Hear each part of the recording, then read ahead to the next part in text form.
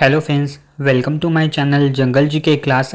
आज की इस वीडियो में हम आरआरबी एनटीपीसी 2025 का अभी जो एग्ज़ाम चल रहा है उसमें 11 जून 2025 को पहला शिफ्ट में जीके जीएस और करंट अफेयर के जितने भी क्वेश्चन पूछे गए हैं उसे आज की इस वीडियो में हम डिस्कस करने वाले हैं।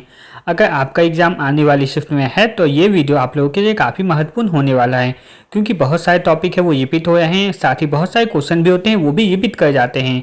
तो आपको वीडियो को पूरे लास्ट तक जरूर देखना चाहिए। आइए वीडियो को स्टार्ट करते हैं।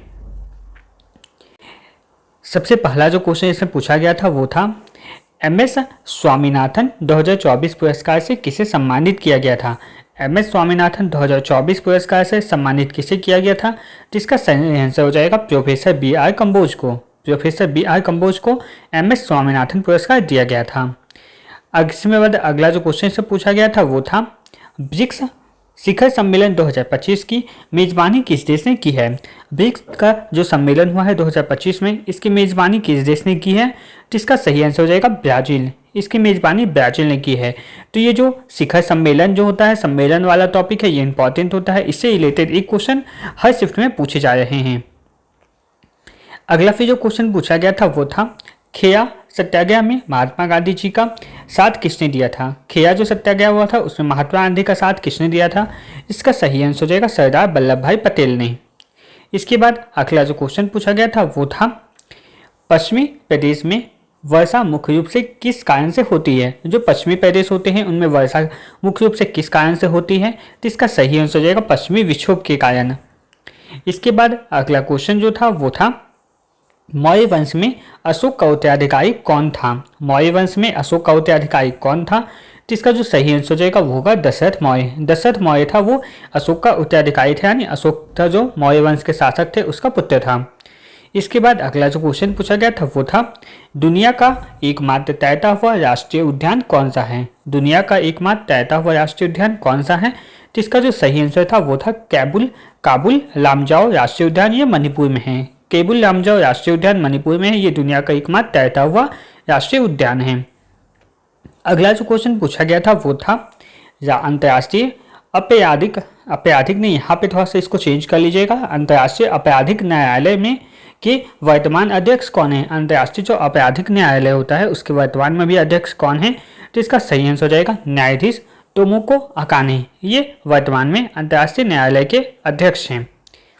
इसके बाद अगला जो क्वेश्चन पूछा गया था वो था 2025 में भारत में कितने ग्राम पंचायत हैं। 2025 में भारत में कितने अभी तक ग्राम पंचायत है, तो इसका सही आंसर हो जाएगा 2.68 लाख, यानी 2,68,000 भारत में टोटल अभी ग्राम पंचायत है। तो ये ग्राम पंचायत वाला जो टॉपिक है इससे और पंचायती राज वाला जो टॉपिक होता है इसको आपको कवर कर लेना है, क्योंकि इसे घुमा फिरा के क्वेश्चन पूछे जाए तो थोड़ा सा इसे अच्छा से डीप में पढ़ लीजिएगा। इसके बाद अगला जो क्वेश्चन पूछा गया था वो था किस मामले में भारत के सर्वोच्च न्यायालय ने यह फैसला सुनाया कि संसद उन मौलिक अधिकारों में से किसी को भी छीन नहीं सकती जो पवित्र प्रकृति के हैं। यानी कौन सा मामला हुआ था, कौन सा केस था जिसमें सर्वोच्च न्यायालय ने यह फैसला सुनाया था कि संसद मौलिक अधिकार है उन्हें छीन नहीं सकती, तो इसका सही आंसर हो जाएगा गोरखानाथ मामला जो 1967 से संबंधित था। इसके बाद अगला जो क्वेश्चन था वो बोला गया था भारतीय रिजर्व बैंक की कुल कितनी शाखाएं हैं। भारत में भारतीय रिजर्व बैंक की कुल कितनी शाखा है, तो इसका सही आंसर हो जाएगा 31 शाखा है। अगला क्वेश्चन था वो था ये इकोनॉमिक्स का क्वेश्चन पूछा गया था पर्याप्तता तरलता का अनुपात किससे संबंधित है। पर्याप्तता तरलता का जो अनुपात है वो किससे संबंधित है, जिसका जो सही आंसर हो जाएगा वो होगा किसी वित्तीय संस्थान की तनावपूर्ण स्थितियों के दौरान अपने वित्तीय दायित्वों को पूरा करने के लिए पर्याप्त तरलता बनाए रखने की क्षमता को मापना ही पर्याप्त तरलता अनुपात है। इसके बाद अगला जो क्वेश्चन पूछा गया था ये था इंडियन सुपर लीग 2024-25 मोहन बगान से कथन वाला ये प्रश्न पूछा गया था। ये क्वेश्चन सही से नहीं मिल पाया है, स्टूडेंट के द्वारा इसका सही आंसर क्या था क्वेश्चन ये नहीं बताया गया, लेकिन ये जो क्वेश्चन था वो इंडियन सुपर लीग 2024-25 से संबंधित था। तो इससे रिलेटेड कुछ पॉइंट देख लेते हैं। पहला था जो इंडियन सुपर लीग था वो 13 अप्रैल 2025 को स्टार्ट हुआ था। ये 13 अप्रैल 2025 से स्टार्ट हुआ था। विवेकानंद युवा भारतीय क्रीड़ांगन कोलकाता स्टेडियम में इसका आयोजन किया गया था। फाइनल स्कोर था जिसमें बैंगलोर एफसी जो था वो जीत गया था और मोहन बगान है वो हार गया था, इसमें उपविजेता रहा था। इसके बाद अगला जो क्वेश्चन पूछा गया था वो था लाइनेक्स में फोल्डर और फाइल बनाने का कमांड क्या है। लाइनेक्स कंप्यूटर जो होता है उसे फोल्डर और फाइल बनाने के लिए क्या कमांड दिया जाता है, तो इसमें फोल्डर बनाने के लिए जो कमांड है वो है mkdir, और जो फाइल बनाने के लिए इसमें जो कमांड दिया था वो टच कमांड रहता है। अगला जो क्वेश्चन पूछा गया था वो था फाइल में निरंतर पेज नंबरिंग के लिए किस ऑप्शन का चयन किया जाता है। फाइल में अगर निरंतर पेज नंबरिंग देना है तो किस ऑप्शन का चयन करेंगे, तो इसके लिए से पहले हिटर या फुटर पेज में जाकर नंबर को इंसर्ट करते हैं। इसके बाद अगला जो क्वेश्चन पूछा गया था वो था झूमर है वो किस शास्त्रीय नृत्य से संबंधित है। झूमर का जो संबंध है वो कौन से शास्त्रीय नृत्य से है, जिसका सही हो जाएगा सत्रीय। सत्रीय जो शास्त्रीय नृत्य है इसका संबंध झूमर से रिलेटेड है और ये असम का शास्त्रीय नृत्य है।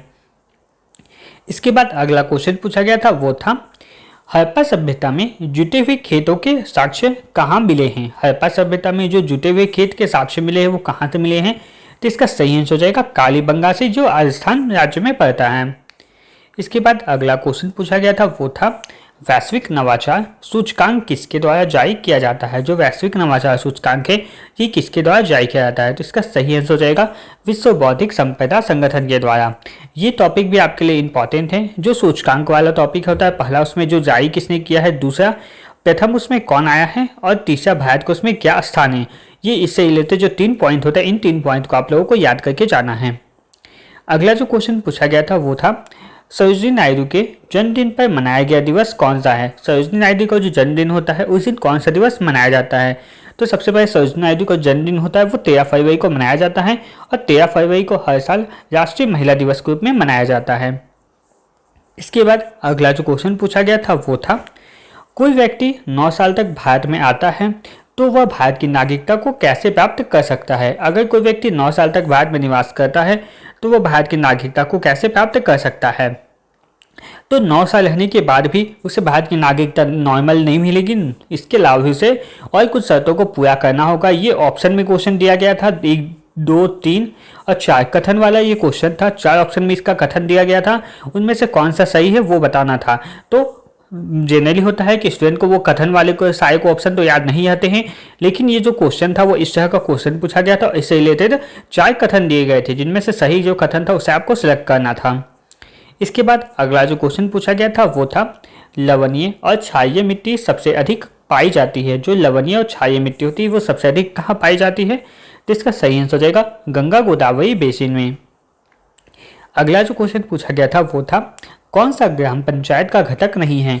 जो ग्राम पंचायत का गठन होता है उसमें कौन इसमें घटक नहीं होता है, तो ग्राम पंचायत का जो गठन होता है उसमें ग्राम पंचायत में निर्वाचित सदस्य होते हैं, जिनमें वार्ड पंच, सरपंच होते हैं, और साथ ही उसमें एक सचिव भी होता है। यानी वार्ड पंच, सरपंच और सचिव ये तीनों मिलकर ग्राम पंचायत का गठन करते हैं। और इसके अलावा जो तीसरा जो भी ऑप्शन अलग होगा वो इसमें उसका सही आंसर आ जाएगा।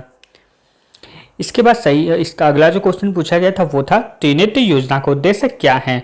जो त्रिनेत्र योजना शुरू किया गया है इसका उद्देश्य क्या है, तो इसका जो उद्देश्य था वो बच्चों में साइबर सुरक्षा के प्रति जागरूकता को बढ़ावा देना था। बच्चों में साइबर सुरक्षा के प्रति जो जागरूकता है उसे बढ़ावा देने के लिए ही त्रिनेत्र योजना को शुरू किया गया था। अगला जो क्वेश्चन पूछा गया था वो था पाक जलदमरू मध्य के बीच क्या स्थिति है।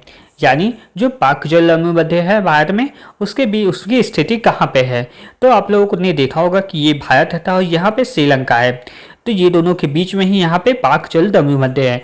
तो दक्षिण पूर्व भारत और उत्तर श्रीलंका के बीच पाक जलदमरू मध्य स्थित है। यहाँ पे आपने बताया यहाँ पे जो पाक जलदमरू मध्य स्थित है और उनके बीच में बंगाल की खाई आती है, और जो ये जो नदी है यहाँ पे इसको बंगाल की खाई बोलते हैं। यानी बंगाल की जो खाई है उसी में पाक जलदमरू मध्य स्थित है। अगला जो क्वेश्चन पूछा गया था ये क्वेश्चन तो सही नहीं पता चला, इसमें ऑप्शन क्या था, लेकिन जो क्वेश्चन पूछा गया था वो था किचन में बेकिंग सोडा का उपयोग कहाँ किया जाता है। किचन में बेकिंग सोडा का उपयोग कहाँ किया जाता है, तो इससे रिलेटेड एक क्वेश्चन पूछा गया था। तो आज की इस वीडियो में हमने जो 40 क्वेश्चन जीके जीएस और करंट अफेयर के पूछे गए थे उन सभी को हमने डिस्कस कर लिया। अगर इसी तरह आप भी आने वाले शिफ्ट के क्वेश्चन प्राप्त करना चाहते हैं तो आप हमारे चैनल को सब्सक्राइब करके रखें, साथ ही बेल आइकन को प्रेस कर दें ताकि आने वाली वीडियो का नोटिफिकेशन आपको सबसे पहले मिल सके। धन्यवाद।